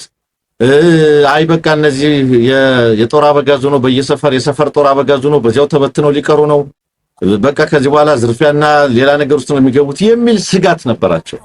ድርጅቱ ችግሮችን እየተሻገረ ለምሳሌ ሸዋ ላይ የነበረውን ተመልከተው። ከምን አይነት ነገር ውስጥ ወጥቶ ምን አይነት ሰራዊት እንደተገነባ ተመልከተው። አፋባሃ ፋህድ እየተባለ የነበረበትን የሰልፍ ዘመን ተመልከተው። በመግለጫ ብዙ ነገር ሲባል የነበረበት ብዙ አይነት ችግር የታለፈበት። ጎንደር ላይ የነበረውም ችግር በተመሳሳይ የምታውቀው ነው። ጎጃም እንደዛው። ስለዚህ አሁን ምንድነው ቁጭ ብሎ ተነጋግሮ ችግርን መፍታት እንደሚችል 3 ወር እኮ ነው የፈጀው አፋብን እንዲመሰረት አይደለም። የ3 ወር ውይይት ነው የተደረገው። አንድ ሰው ትናንት ስራው እየሰማሁት ቲክቶክ ላይ ያለ ውይይት አመራሩ ሳይሰማ ይላል። ለህዝብ ነው እንግዲህ የሚወራው። አመራሩ ሳይሰማ አፋብን ተመሰረተ ብለው ነግረውት ምናምን ይላል። እንግዲህ ከየአካባቢው የተወከሉ ሰዎች ለ3 ወራት ታዛቢ ሽማግሌሉበት በአማካኝ አንድ ስብሰባ 7 ሰዓት ውይይት እየተደረገበት 11 ሰዓት እኮ ተሰብስበናል። ለ11 ሰዓት ያክል ቁጭ ብሎ ማውራት ማለት ነው። እኔ እናንተ እኮ እዚህ 2 ሰዓት አውርተን ኢነርጂ ጨርሰን እንደክማለን። 11 ሰዓት እየተጨቃጨቀ እዚህ የመጣ አመራር። ስለዚህ ቁጭ ብሎ መነጋገር ይችላል። ሪጋርድለስ ምንም አይነት ችግር በውስጡ ይገጠመው ቁጭ ብሎ መነጋገር እንደሚችል የከፋ አመለካከቶችን ጫናዎች አሉ። በነገር ላይ እንዴ በፋኖች ስም መግለጫዎች እኮ ይወጡ ነበር፣ ታስታውሳለህ? አዎ፣ በፋኖች ስም ውጭ ሀገር እየተጻፉ መግለጫዎች ይወጡ ነበር። መግለጫዎች ላይ ተጽዕኖ ፕሬሸር እየተደረገ መግለጫዎች የሆኑ ሰዎችን የሆነ ፍላጎት አረፍተ ነገሮች እንዲያካትቱ ጫና ይደረግ ነበር። ቀላል የማይባሉ ነገሮች ነበሩ። እንዲህ አይነት ነገሮች አሁንም ቅርጻቸውን መልካቸውን ቀይረው ሊመጡ ይችላሉ። እንዲህ አይነት ጫናዎች በአንድ ወይ በሌላ መንገድ እንዲህ ያለ ነገር እንዲመጣ፣ ነገር ግን ይሄ ድርጅት በየጊዜው እየተገነባ ያለ ነው። በቃ ይሄንን ማመን ያስፈልጋል። ግምገማ እኮ ለመደው ባህል አደረገ መገማገም። የሰራዊት አባላት ዩኒቶች ቁጭ ብሎ መገማገም ጀመሩ። እነዚህ ነገሮች በከፍተኛ ደረጃ ድርጅት እንዲገነባ የአመራር አንድነት፣ የፖለቲካ አንድነት፣ የሰራዊት አንድነት እንዲመጣ ለማድረግ የሚያስችል ግንባታ ውስጥ አስገብቶታል። ይሄ ፑሊንግ ይስባል፣ ቴምፕቲንግ ነው፣ ያጓጓል። ለማን ፈራ ተባ ሲል ለነበረው ቅድም ፖሊስ ውስጥ ሆኖ ሚሊሻ ውስጥ ሆኖ መከላከያ ውስጥ ሆኖ በካድሬ መዋቅር ውስጥ ሆኖ የወረዳ አስተዳዳሪዎች እኮ ፋኖን ተቀላቅለዋል። የወረዳ ካቢኔ አባላት እኮ ፋኖን የተቀላቀሉ ብዙዎች ነበሩ። እንደዚህ ያለ ይሄማ ወደ ኋላ የማይመለስ የተደራጀ ኃይል ነው፣ ሰራዊት ነው ብሎ በታመነ ጊዜ ፖሊሱም አድማ ብተናውም ሚሊሻውም መከላከያውም ካድሬውም መቀላቀሉን ይቀጥላል። ስለዚህ አሁን ደረጀም ሲል እንደነበረው አርበኛ ደረጀ ሲል እንደነበረው የዚያ ቀጠና አመራር ከነበረበት ቅራኔ ልዩነት ወጥቶ ተዋረዳዊ የሆነ ማዕከል ያለው ወታደራዊና ፖለቲካዊ ስራ በዚያ ቀጠና ላይ መስራት የሚቻል ከሆነ የሰራዊት አንድነት፣ የአመራር አንድነት፣ መተማመን የሚፈጠር ከሆነ የአስተሳሰብ አመለካከት የግንባታ ጉዳይ ነው። የተሳሳተ አመለካከት ይኖራል፣ ነገ ይቃናል። ዛሬ ትክክል የሚመስል ነገር ነገ ተሳስቶ ሊገኝ ይችላል። ዛሬ ስህተት የመሰለ አመለካከት ነገ ሊቃና ይችላል። አመለካከት የዚህ የግምገማ የውይይት አካል ነው። እንደዚያ መሆንም አለበት ነው ማስበው። መሆንም ያለበት እንደዚያ ነው። አመለካከት፣ የፖለቲካ ዕውቀት፣ ወታደራዊ ዕውቀት፣ አጠቃላይ አማራን በተመለከተ አገሪቱን በተመለከተ ቀጠናውን በተመለከተ ዓለምን በተመለከተ የምትመለከትበት ጉዳይ የሚገነባ ግንዛቤ ነው። ዛሬ አልገባህ ነገ ይገባሃል። የዘገየ ግንዛቤ እየቆየ ልታዳብሮ የምትችለው ነው። በዚያ ረገድ ሊገነባ የሚችል ነው ብዬ ነው ማሰቡ። ግን እንዳልከው ሳቢ ነው። እንዲህ ያለ መተማመን ማዕከላዊነት ለሌላው ሳቢ ነው። የማይገፋ ተራራ የሆነ እንዲሄድ ፋኖ የሚያደርገው በአስተሳሰብ እየጠራ የዓለም ፐርስፔክቲቭ የወርልድ ቪው የአገሩ ሁኔታ የቀጠና ሁኔታ አመለካከቱ ሁሉ ነገር ሻርፕ እየሆነ እየተስተካከለ ሲሄድ ድርጅታዊ ስራው ሰራዊት ግንባታው ተመልከት። ሰሞኑ ምን ያህል ሰራዊት ተመረቀ። ዛሬ ሶስተኛ እንግዲህ ከሰኞ ጀምሮ ዛሬ ሶስተኛ የፋኖ ምርቃት እየተመለከትኩ ነው የነበረው። ሰራዊት እየተገነባ ነው ያለው። አመለካከትን በዛው ልክ በየጊዜው እየተገነባ መሄድ አለበት። መቸንከር ቆሞ መቅረት እንዳይኖር ለማድረግ ማለት ነው። በዚያ ልክ የሚያድግ ነውና በዚህ አጋጣሚ ብዙዎች እንዲገቡ ብዙዎች ወደዚህ ኃይል እንዲቀላቀሉ የሚያደርግ ነው ለማለት ነው ካነሳህልኝ ጥያቄ አኳያ። ይሄ የሆነ ባለበት አንሙት የሽመልስ አብዲሳ የ8 ወር የስራ አፈጻጸም ሪፖርት ባቀረበበት አንድ የተናገረው ነገር አለና እሱን ሰምተን ቴክኒሻናችን ሐሳብ እንሰጥበታለን።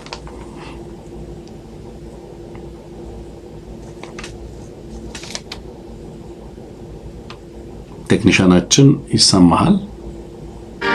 sabni kun hoggansa akka qabu sabni kun yoomiyyuu jilbeeffachuu akka hin dandeenye dhugaa isaatiif amma dhumaatti akka falmachuu danda'u hoggansi qabatamaatti agarsiisa. Dhugaan cichoominoo jiraate kallattii sirriidhaan qabsaa'unoo jiraate kana caala ifatu jira, kana caala milkaa'inatu jira, kana caala fedhii uummata keenyaa hawwii uummata keenyaa sadarkaa hundatti አንንበረከክም ነው እያለ ያለው አንሙት ሽመልስ አንንበረከክም እንግዲህ አንንበረከክም ምን አመጣው የሚል ነው። የዚህ የክሌፕቶክራት ኦሊጋርኪ ነው ይሄ ስብስብ እንግዲህ በቡድን ደረጃ የተሰባሰበ ግን ራሱን ከብዙሃን ማህበረሰብ አይደንቲፋይ ለማድረግ ጥረት እያደረገ ያለ ነው። አሁን በሚለው ከዚህ የበለጠ ጥቅም እንድናገኝ ለኡነታችን ታገላለን ነው የሚለው። ግን አንንበረከክም ለጠላቶቻችን አንንበረከክም ነው የሚለው። ምን ማለት ነው አንሙት አንንበረከክም ማለት? እና ጠላቶቻችን እያለስ የሚናገረው እንግዲህ ይሄ ክልል ፕሬዝዳንት ነው አይደለም? የክልል ፕሬዝዳንት ነው፣ አንድ ክልል ነው የሚመራው። በኢትዮጵያ የፖለቲካ ማዕቀፍ ውስጥ ሆኖ ነው እንደዚህ አይነት ንግግር የሚያደርገው። ለጠላቶቻችን አንንበረከክም፣ እስከ መጨረሻው ድረስ እንፋለማቸዋለን፣ እስከ መጨረሻው ድረስ እንታገላቸዋለን ነው እያለ ያለው። አሁን በየአካባቢው ያሉ ኃይሎችን የጸረ ብልጽግና አገዛዝ ትግል የሚያደርጉ ኃይሎችን በቀጥታ እነሱን ሪፈር እያደረገ ነው እንደዚህ አይነት ንግግር እየተናገረ ያለውና ለኢትዮጵያና ለኢትዮጵያ ፖለቲካ አውድ ምን ማለት ነው የሱ ንግግር? አንሙት እንግዲህ ሊያንበረክክ የሚችል ትግል እንደገጠመው እየመሰከረ ነው። እየመሰከረ ያለው ሊያንበረክከው የሚችል ትግል ገጥሞታል ነው። ይሄ እውነት ነው። የሚያንበረክከው ትግል ስለገጠመው ነው አልንበረከክም እያለ ያለው። እንዳልከው ምን አመጣው ካልክ አልንበረከክም ምን ያመጣው የሚያንበረክክ ትግል ስለገጠመው። ቅድም ወደዚህ ስቱዲዮ ስገባ የአፋር ጉጉሙ ከፍተኛ ሰራዊት ሲያስመርቅ ነበር። በየአካባቢው ይሆነ ያለው ይሄ ነው። በኢትዮጵያ የትጥቅ ትግል ታሪክ ውስጥ በኢህአዴግ ጊዜ የነበሩም በደርግ ጊዜ የነበሩም ኢትዮጵያ ውስጥ በዚህን ያህል መጠን ለምሳሌ ኢህአዴግ በመራበት 27 ዓመት በዚህን ያህል መጠን የትጥቅና የሰራዊት አቅም ያላቸው ድርጅቶች ኢትዮጵያ ውስጥ አይንቀሳቀሱም ነበር። እንዲያውም ብዙዎቹ በስደት ነው የነበሩት። ኢትዮጵያ ውስጥ መሬት ይዘው ነፃ ቀጠና ፈጥረው ሰራዊት እያሰለጠኑ የትጥቅ አይነት በአይነት ከቀላል የነፍስ ወከፍ መሳሪያ እስከ ቡድን መሳሪያ ታጥቀው አዲስ አበባ ዙሪያ እየተዋጉ በገጠር በከተማ እየተዋጉ አሰልጥኖ ማስመረክ የማይታሰብ ነው የነበረው። አሁን ኢትዮጵያ ውስጥ ያለው አፋርም በራሱ ቀጠና አሰልጥኖ ያስመርቃል። አማራም ኦሎቨር አማራ ይሄው ነው እየሆነ ያለው። ኦኤልኤ እንደዚህ ነው የሚያደርገው።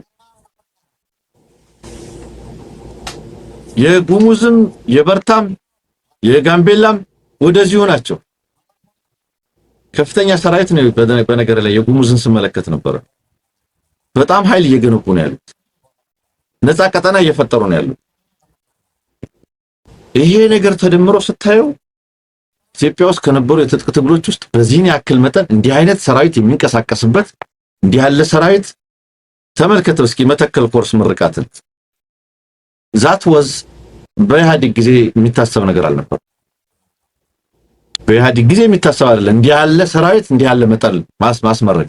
ስለዚህ የነሱ መልስ ገዢ ቡድን አገሩ ከእጁ እየወጣ እንደሆነ ሞኖፖሊ ኦፍ ቫዮለንስ እንዳጣ ዲፈረንት ፓወር ሴንተርስ የኃይል ማዕከላት በየአካባቢው መፈጠራቸው ሁሉም ደግሞ አጌንስት እነሱን የሚታገሉና የሚዋጉ ሆነ መውጣታቸውን ያውቃል። ይሄ ደግሞ በተለይ ወደ ጥምረትና ህብረትና ትብብር ታክቲካል የሆነ ስትራቴጂክ የሆነ እየሄደ ያውም ደግሞ የጎረቤት ሀገራት ደግሞ በስፋት ሊሳተፉበት ሊደግፉት በሚችሉበት አግባብ ሊመጣ መሆኑ እንደሚያንበረክካቸው አውቀዋል። ምንም ጥያቄ የለም። አብይ አህመድም በፓርላማው በሌላውም ምንድነው ደካማ ስትሆን ጠንካራ መስለታይ ነው። ኢትዮጵያ አትፈርስም፣ አንንበረከክም፣ አንሸነፍም እንደዚህ ነው። አንሸነፍም፣ ይሄንን አንንበረከክም የሬቶሪክ ለውጥ እኮ ነው። አንሞት ማለት በቃ ይሳኑ ጨብሰኒት ይሳን ጨብስኔ እያለ ይናገር የነበረ ሰበሩን ቦታ ሰበር ናቸው፣ ወገባቸውን ሰበር ናቸው፣ በተን ናቸው፣ አሁን በቃ ፍቀናቸዋል እያለ ይናገር የነበረ ኃይል በምን ያህል ፍጥነት መጥቶ ነው አልንበረከክም እያለ ያለው? what is new በዛ ሰበርናቸው በሚልበት ጊዜና አንንበረከክም በምንልበት ጊዜ በዚህ መሃል የተፈጠረ አዲስ ነገር ምንድነው? ያልሰማነው እሱ የሰማው ምንድነው ነው? በነገር ላይ ብዙ አይነት ነውረኛ ንግግር ይናገሩ ነበር። ለምሳሌ ወያኔ ትግራይን ሰበር ነው እንደዚህ ያደረግነው ሲሉ በጣም በተለየ መንገድ በተለየ ሁኔታ የአስነዋሪ የጓዳ ወሬዎች አሉ። አሁን ያ የሚሉት ኮንክሉዥን ብዙ ጊዜ ይሳሳታሉ። ያ ኮንክሉዥን ለምሳሌ ፋኖ ምንም የትም አይደርስም እንደውም በነ ኢዜማ ግምገማ በ7 ቀን በመጪው ቅዳሜ በቃ ያልቃል የፋኖ ነገር እየተባለ እንደዚህ ያለ ግምገማ እዚህ ደረሰ። የትግራይ ቲፒኤልኤፍ ነገር አበቃ አለቀ ደቀቀ ተባለ። ሰበር ነው ቀበር ነው ተባለ። ኦኬ መናቅ በማይቻል ደረጃ በትኖታል። ቀላል የማይባለውን ፖለቲካ ኃይል ቀላል የማይባለውን ወታደራዊ ኃይል ከውስጥም ከውጭም ባለ ችግር ምክንያት ለሱ አድቫንቴጅ እንዲውል ሆኗል። ሚካድ አይደለም። ነገር ግን ዛሬ ትግራይ ከአብይ አህመድ ጥላ ወይም አብይ አህመድ የሚያስተዳድራት ኢትዮጵያ አማራ ክልልንም ትግራይንም የምትጨምር አይደለች። ህገ ወጥ ነው ብሎ በህግ ሰርዤዋለሁ ብሎ አስወግጄዋለሁ ያለው ኃይል ትግራይን የሚያክል የኢትዮጵያን አካል ከሱ ቀምቶ እያስተዳደረ ነው። ቀበርኩት ያለው ማለት ነው። አብይ ያስተዳደርካት ኢትዮጵያ በካርታ ንገረን ቢባል ምን ትመስላለች? የአብይ ኢትዮጵያ በካርታ ምንድነው የምትመስለው?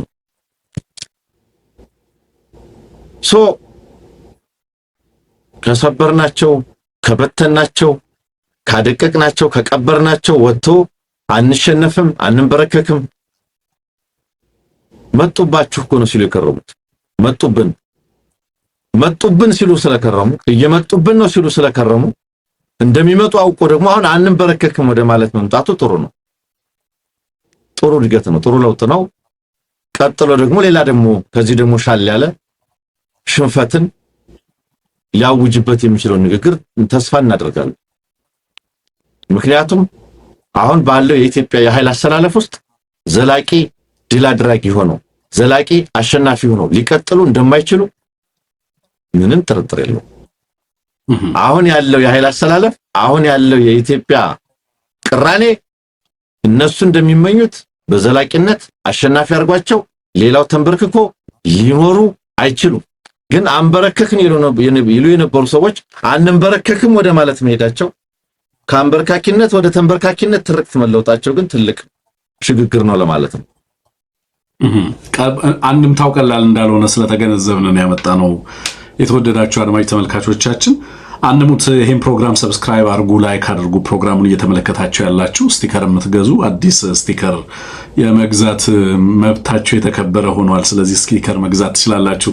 ግምገማ ተደርጎ ነበር በደብረ ዘይት በዩናይትድ አረብ ኤምሬት ባለሟሎችና የፖለቲካና የወታደራዊ አታሼዎች እና የወታደራዊ ባለሟሎችና በአብይ አህመድ በዚህ በምዕራብ በኩል ለአርኤስኤፍ ድጋፍ እንዲሰጥ የተቋቋመው ኃይል በቀጥታ ከዩናይትድ አረብ ኤምሬት አመራሮች ጋር ስብሰባ ያደረገበት ሁኔታ እንዳለና በምዕራብ በኩል ያለው ሁኔታ ከቁጥጥር ውጭ እየወጣ እንዳለ ለአርኤስኤፍ ድጋፍ መስጠት አይደለም የኢትዮጵያ ሉዓላዊ ግዛት መጠበቅ የማይቻልበት አደጋ እንደመጣ ተገምግሟል። አንሙት ወደ ውስጥ የትላንትናና ዛሬ የኃይል ስምሪት ወደዛ አካባቢ እንቅስቃሴ ለማድረግ ጥረት እየተደረገ ነው።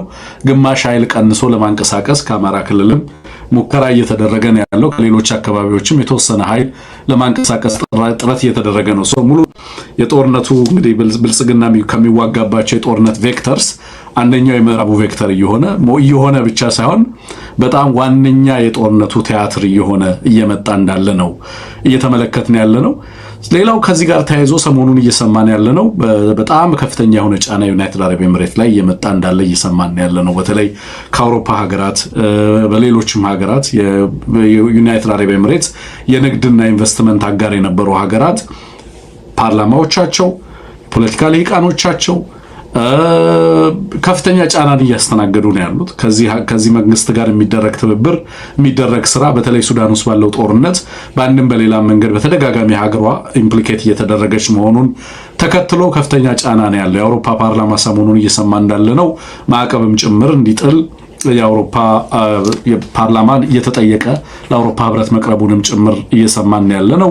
በሱዳን ውስጥ እንደዚሁ የሰላም ሂደቱን ድጋሚ ለማስቀጠል የአሜሪካ መንግስት ጨምሮ ከፍተኛ ጥረት እየተደረገ ነው ያለው። ከዚህ ጋር ተያይዞ ግን በጣም በርካታ ችግሮች ገጥመውታል። የሰላም ሂደቱን በተለይ በሁለቱ ኃይሎች መካከል ንግግር እንዲፈጠር ለማድረግ የሚሰራው ስራ የሚለውን ነገር ወስደናል። ግን በኢትዮጵያ ምዕራባዊ አቅጣጫ እንሙት ይደረግ የነበረው እንቅስቃሴ እንደዋዛ የጦር መሳሪያ ማቀበያ ብቻ ተደርጎ የነበረው ኮሪደር ለኢትዮጵያ አሁን ስትራቴጂክ አደጋን መደቀኑ አሁን እንግዲህ በፊት በትርክት ደረጃ በስጋትነት ደረጃ ይገለጽ የነበረው ነገር አሁን ተጨባጭ አደጋን ወልዷል። ወታደር ወደ ማሰማራትና ራስን ወደ ጦርነት ዝግጅት ውስጥ ወደ ማስገባት እንዲገቡ ተገደዋል። እነዚህ ሰዎች ላለፉት ስንት ወራት እንደሆነ አላውቅም እኔ በዚህ በኩል የሚደረገውና ለአርኤስኤፍ የሚቀርበው የጦር መሳሪያ ይዞት ሊመጣ ስለሚችለው መዘዝ በተደጋጋሚ ስናነሳ ነበር። አንሙት የምታስታውሰው ነው። አሁን ተመሳሳይ እንደዚህ አይነት ግምገማ እየተደረገ ነው ያለው። ዩናይትድ አረብ ኤምሬት ከሱዳን ሊወጣ የሚችልበት እድል በከፍተኛ ደረጃ እያየለ ነው። ግን ማንን ለጦርነት ዳርጎ ነው ሊወጣ የሚለውን ነገር ደግሞ እየተመለከትን ያለ ነው። በዛ በኩል ላይ ያለውን አደጋ በተመለከተ እንደዚሁ ሐሳብ ብትሰጥበት ብዬ ነው።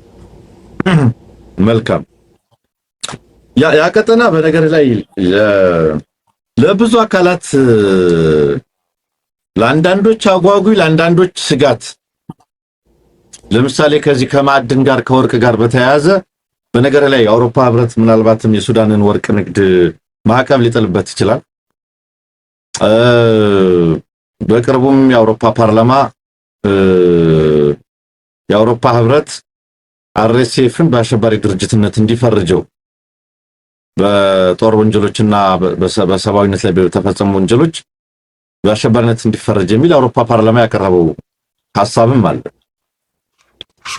አሁን እንግዲህ ያ ቀጠና በአንድ በኩል ምን እየሆነ ነው ያለው? እሺ ኮምሩክንና እንደው አካባቢ ትንሽ የተወሰነ ነገር እንይበት። ከማዕድን ጋር አንተ ባለፈው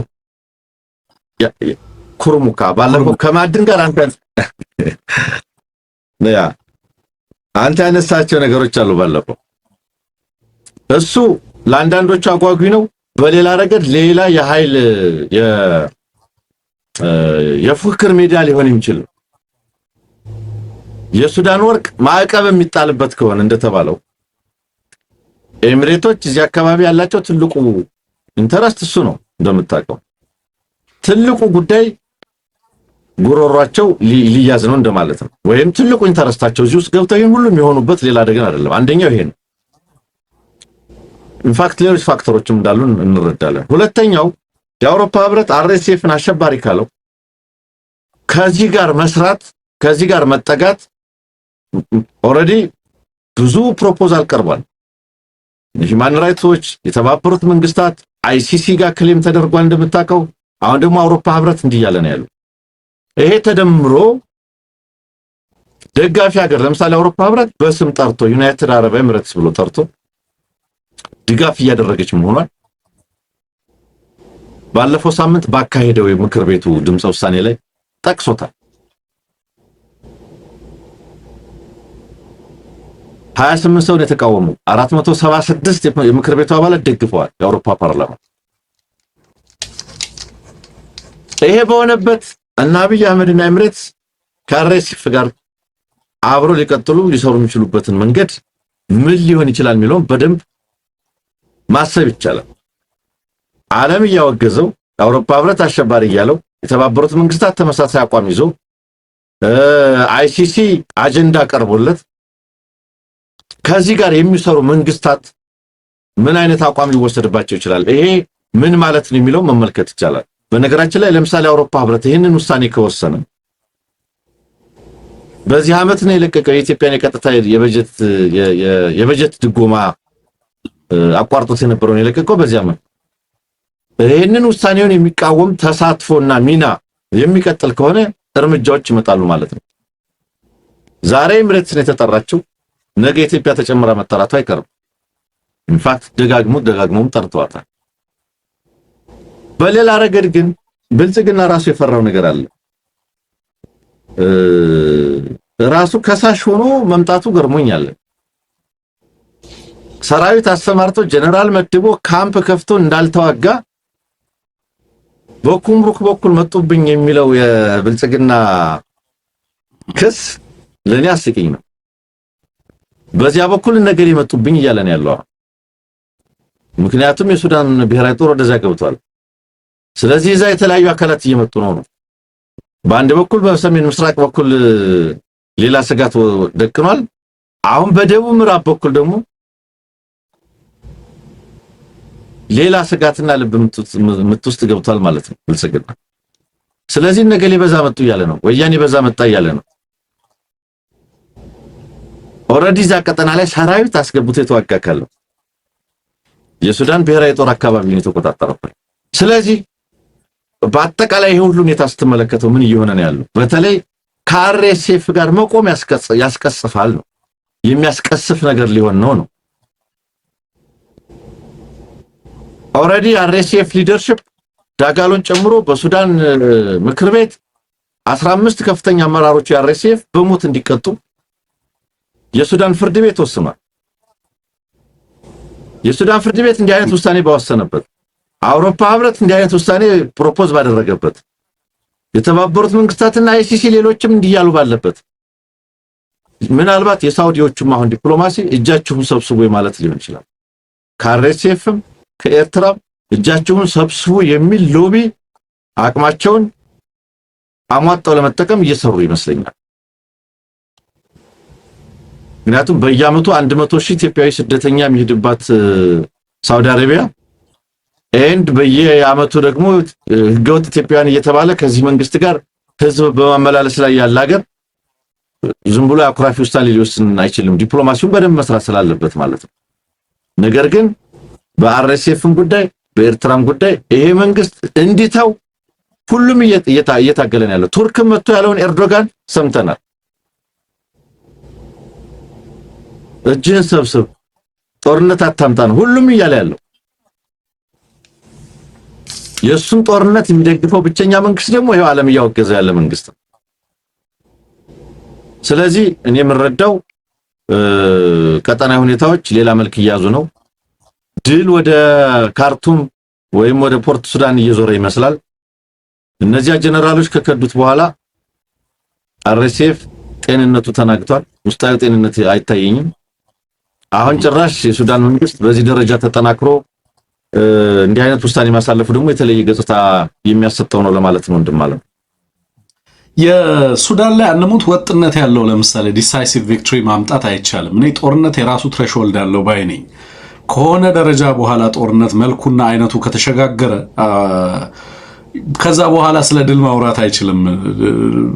ኮምፕሊትሊ ጦርነቱ አሁን በሱዳን ኃይሎችና የጦርነቱ ውጤትም በሱዳን ኃይሎች ብቻ እጅ ውስጥ ያለ አይደለም ነው። እንደውም እኔ ብዙ ጊዜ ለብልጽግና እየገባበት ያለውን ቢያቅ ኖሮ በዚህ ደረጃ ስለ ጦርነት አያፏጭም ነበር እላለሁኝ። ምን እየመጣ እንዳለ ቢገነዘብ ኖሮ እላለሁ።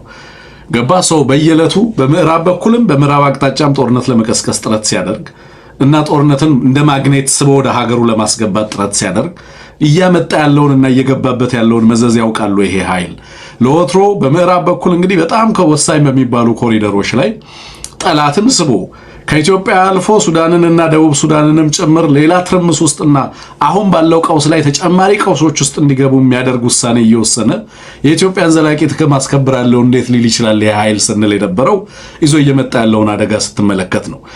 አሁን በርካታ ነገሮች ተደራርበው እየመጡ ነው። ለምሳሌ የወርቅ ንግድን አንስተሃል።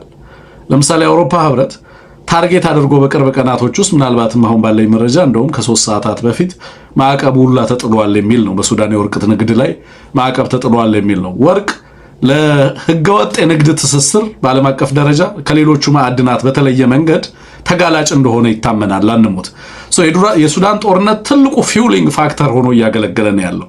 ትልቁ አቀጣጣይ ምክንያት ሆኖ ነው ወርቅ ተመሳሳይ ከሱዳን አብይ የወሰደው ሌሰን አንደኛው በቅርብ ጊዜ የኢትዮጵያን የወርቅ ማዕድን ኤክስፖርት በተመለከተ ማየት የምትችለው ነው።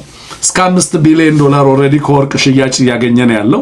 በቀጣይም ለምሳሌ አሁን ሰሞኑን ሳወራበት የነበረው አላይድ ጎልድ የሚባለውንና ዚጂንግ ሊገዛው ያሰበውን የኩርሙክ ወርቅ ሽያጭ በማሳለጥ ረገድ ከባድ ርብርብ እያደረገ ነው። እንደውም ክሊራንሱን ትናንትና መጨረሱን እየሰማው ነበር የነበረው። ያ ወርቅ እና ያ የወርቅ ማዕድን ተላልፎ ለቻይና እንዲሰጥ በዚህም ብልጽግና በየዓመቱ $1 ቢሊዮን ለማግኘት ከባድ ርብርብ እያደረገ ነው ያለው። ምን ማለት ነው? ከናሬሴፍ የተማረው ትልቁ ሌሰን ብልጽግና በወርቅ ማዕድናት እና በኢትዮጵያ ዘላቂ ሀብቶች ኢንተርጀነሬሽናል ዌልዝ እና ሪሶርስ ላይ ቆምሮ የኢትዮጵያን ሀብት እየሸጠ ጦርነቱን ለማሳለጥ እየሞከረ እንዳለ ብልጽግና ትመለከታለህ። ይሄም በቋሚነት ጦርነቱን ሲያግዙት የነበሩ ሀገራት በተለይ ለአርኤስኤፍ ድጋፍ ሲሰጡ የነበሩ ሀገራት በሚመጣባቸው ዓለም አቀፍ ፕሬሸር ምክንያት በሱዳን በኩል በሚደረግ ጦርነት ላይ በአንድም በሌላ መንገድ ያላቸውን ተሳትፎ የሚያጡ ከሆነ ለምሳሌ አሁን ሰሞኑን አንሙት ዩናይትድ አረብ ኤምሬት ቮዳፎንን ጨምሮ ትልልቅ ካምፓኒዎቿን እየሸጠች ነው ያለችው። በአውሮፓ እየመጣ ያለው ተጽዕኖ ቀላል አይደለም። የእግር ኳስ ክለቦች የዩናይትድ አረብ ኤምሬት ባለሀብቶች ኦን የሚያደርጓቸው ክለቦችን ጨምሮ በበርካታ የንግድ እንቅስቃሴዎቻቸው የኢንቨስትመንት እንቅስቃሴዎቻቸው ላይ ታርጌት እየተደረጉ ነው ያሉት። ዓለም አቀፍ ማዕቀብ ዓለም አቀፍ ተቃውሞ እየገጠማቸው ነው ያለው። ከአርኤስኤፍ የመነጠል እድላቸው በተለይ የአውሮፓ ህብረት የወርቅ ንግዱ ላይ በቀጥታ ተጽዕኖ ሲያደርግ ወይንም ማዕቀብ ሲያደርግ ይሄ ወርቅ ዴስቲኔሽኑ ዱባይ ነው እንዳትረሳ። ከዱባይ ወደ አውሮፓ የሚላክ ወርቅ ነው እና የወርቅ ንግዱን ታርጌት ያደረገ ማዕቀብ የሚመጣ ከሆነ በእጅጉ ይሄንን ሀገር የሚጎዳው መሆኑን ከግንዛቤ ውስጥ ያስገቡ ይመስለኛል። እነ ብርሃኑ ጁላንና እነ ይልማ መርዳሳን እና እነ ጌታቸው ጉዲናን ጦርነት አሳቀፈዋቸው ዞር ሊሉ እንደሚችሉ መገመት ትችላል። በዚህ በምዕራብ አቅጣጫ ለኢትዮጵያ ጥቅም ስንል ነው አርኤስኤፍን ስንደግፍ የነበረው የሚል እብድ እኮ ነው ያስብስብ። የጦርነቱ ዋና አሳላጭ ሆነው ሀገር አይ እንግዲህ ከዚህ በላይ አርኤስኤፍን መክፋት አልችልም፣ ማድረግ የምችለውን ድጋፍ አድርጌያለሁ፣ ከዚህ በኋላ አልችልም ብሎ ዞር ቢል ብልጽግና ምንድነው የሚያተርፈው ብትለኝ ኦሬዲ ከማጋር ተፋጧል። በብዙ ሺዎች ከሚቆጠር ሰራዊት ካለው አርሚ 7 ጋር ተፋጥቻለሁ ነው የሚለው። ዛሬ ያነበብከውን ግምገማ ተመልክተዋል። አርሚ 7 በጣም በርካታ ሺህ ሰራዊት አለው ነው የሚለው ብልጽግና ራሱ ግምገማው። በብዙ 10 ሺዎች ነው የሚለው ሪፖርቱ ላይ። በብዙ 10 ሺዎች የሚቆጠር ሰራዊት ይዞ ነው የመጣብኝ ነው የሚለው። ኖት ኦንሊ ዛት በኩርሙክ በኩል ኤርትራም ገብታለች ሜካናይዝድ አቅሟን ይዛ የሚል ስጋት እንደገና ተፈጥሮበታል።